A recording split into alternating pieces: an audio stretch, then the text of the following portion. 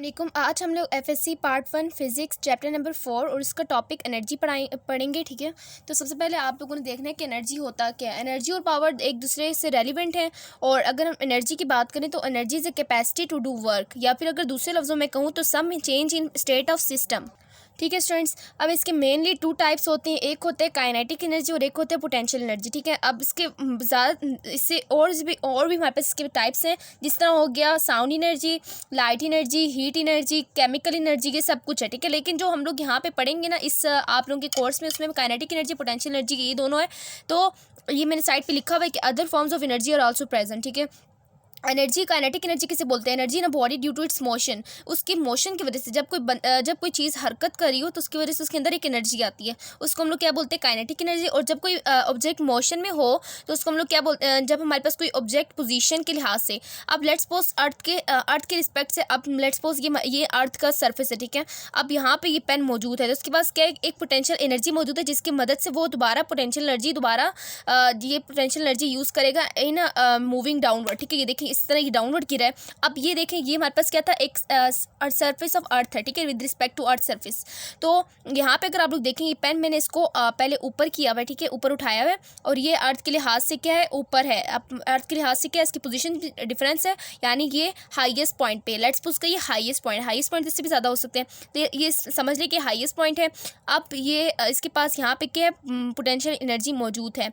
अब इसको जब मैं यहाँ पे इसके ऊपर से अपना उंगली हटा दूंगी तो ये जाके नीचे गिर जाएगा। अब इसकी पोटेंशियल एनर्जी मौजूद है, जिसकी वजह से वो नीचे गिरा है। ठीक है, तो उसको हम लोग बोलते हैं potential energy. Potential energy in a body, energy in a body due to its position with respect to the surface of earth, earth की सरफेस से रिस्पेक्ट से बताना। ठीक है, अर्थ की सरफेस के रिस्पेक्ट से। अब इसके बाद इसकी काइनेटिक एनर्जी की जो हमारे पास डेरिवेशन है, kinetic energy is equal to half m v square. ये आप लोग पढ़ते रहे हैं, हाफ एम वी स्केयर। अब आप लोग यहाँ पे देखें, आप लोग कहेंगे कि ना वैसे तो हमने पढ़ा कि वेलोसिटी हमारे पास क्या होती है? वेक्टर क्वांटिटी होती थी। यहाँ पे स्केलर कैसे बन गई? अगर आप लोग यहाँ पे देखें, वेलोसिटी का स्केयर है। वेलोसिटी का स्केयर क्या मतलब है? कि वी एक वेक्टर डॉट वी दूसरा वेक्टर। ठीक है, डॉट प्रोडक्ट रहेंगे तो हमारे पास क्या आएगा?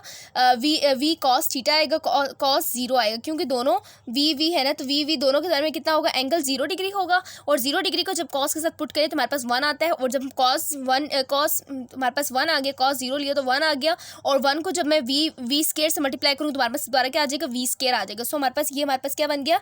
वैक्टर से स्केलर बन गया। मैं दोबारा बता दूँ आप लोगों को कि हमने सिंपली किया क्या है। हम लोगों ने यहाँ पे ये किया कि वेलोसिटी का स्केयर था। अब हमने पढ़ा हुआ है कि वेलोसिटी हमारे पास हमेशा वेक्टर में होती है, और इसके ऊपर जो हमने यहाँ पे वी का स्केयर लिखा है उसके ऊपर वेक्टर का साइन है ही नहीं। तो अगर आप लोग यहाँ पे देखें वी स्केयर, अगर इसको ब्रेक करें तो दो वेक्टर वी को हम लोगों ने मल्टीप्लाई किया, डॉट प्रोडक्ट लिया, तो हमारे पास वी स्केयर आया है। डॉट प्रोडक्ट आप लोग रिमाइंड करें कि आप लोगों ने जो पिछला पढ़ा था, रिमेंबर डैट, कि मैंने आप लोगों को बताया था कि वेलोसिटी जब हमारे पास डॉट प्रोडक्ट हो तो कॉस लगता है, और कॉस जब दोनों हमारे पास सेम वेक्टर है तो दोनों हमारे पास क्या होंगे? पैरेलल होंगी। दोनों के दरमियान एंगल कितना बनेगा? 0 डिग्री बनेगा। और कॉस 0 हमारे पास कितना होता है? 1 होता है। और जब मैं यहाँ पे आपको करके दिखा दूँ, v dot v is equal to v dot v cos theta, cos theta की जगह क्या लिखूंगी? 0 लिखूंगी। कॉस 0 हमारे पास कितना आता है? 1 आता है। और यहाँ पे वी को वी से मल्टीप्लाई कर वी स्केयर आ गया, और 1 से मल्टीप्लाई करो वी स्केयर को, तो दोबारा मेरे पास क्या आ जाएगा? वी स्केयर आ जाएगा। तो students, I hope that this point is clear for you. तो काइनेटिक एनर्जी इसलिए हमारे पास किसके बराबर आया? Half m v square. Kinetic energy scalar quantity, and half m v square is also scalar quantity, and we have no vector here. Okay, अब इसके बाद लेफ्ट साइड पे देखें, राइट साइड पे अगर आप लोग देखें तो पोटेंशियल एनर्जी गिवन है। पोटेंशियल एनर्जी किसके बराबर होता है? mgh के बराबर होता है, और kinetic energy half m v square के बराबर होता है।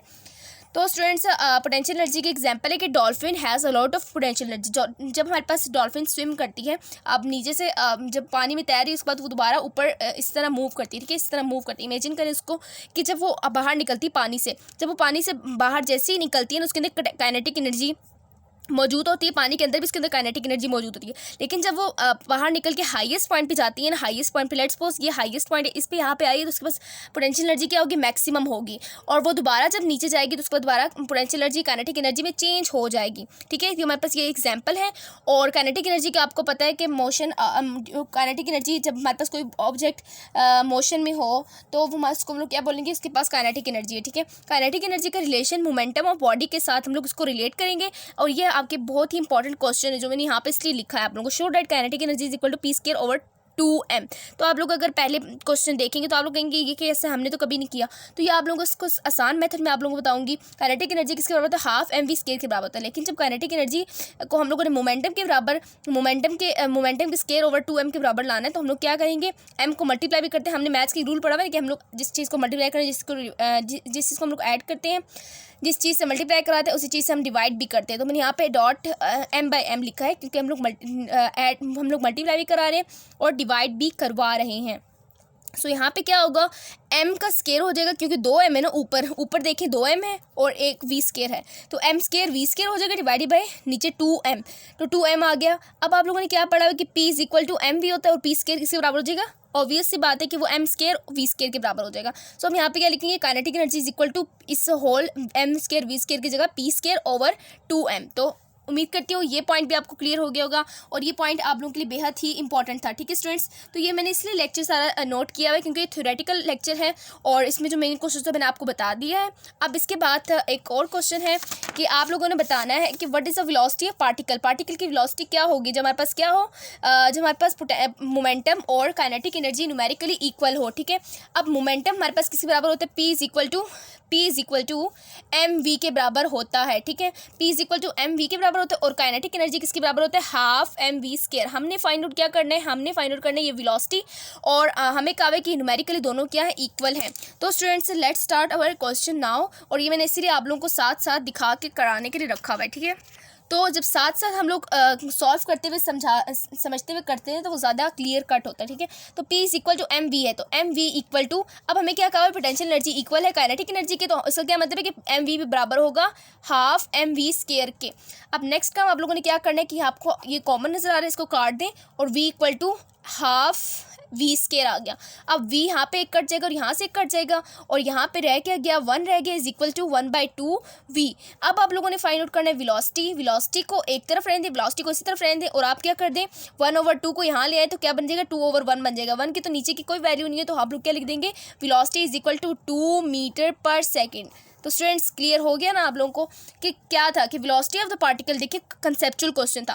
आप लोगों ने सिंपली क्या करना था, मोमेंटम को इक्वल लेना है काइनेटिक एनर्जी के, देन आप लोगों ने कैंसिलेशन करनी है, देन आपके पास लास्ट आ जाएगा velocity is equal to 2 metre पर सेकंड। तो उम्मीद करती हूँ ये लेक्चर आप लोगों को पसंद आया होगा और लेक्चर बहुत ही आसान था और क्वेश्चन भी बहुत ही कंसेप्चुअल थे और बहुत ही आसान थे। ठीक है, तो इसी तरह के कंसेप्चुअल क्वेश्चन के भी एक लेक्चर मैं अपलोड करूँगी। तो मिलते हैं नेक्स्ट लेक्चर में, चैनल को भी सब्सक्राइब करें ताकि जो कंसेप्चुअल क्वेश्चन के जो कंसेप्चुअल क्वेश्चन है वो आप लोगों को मिलते रहें। मिलते हैं नेक्स्ट लेक्चर में और नेक्स्ट लेक्चर में इंशाल्लाह करेंगे implication of energy losses in practical devices and efficiency. ठीक है, तब तक के लिए अल्लाह हाफिज़।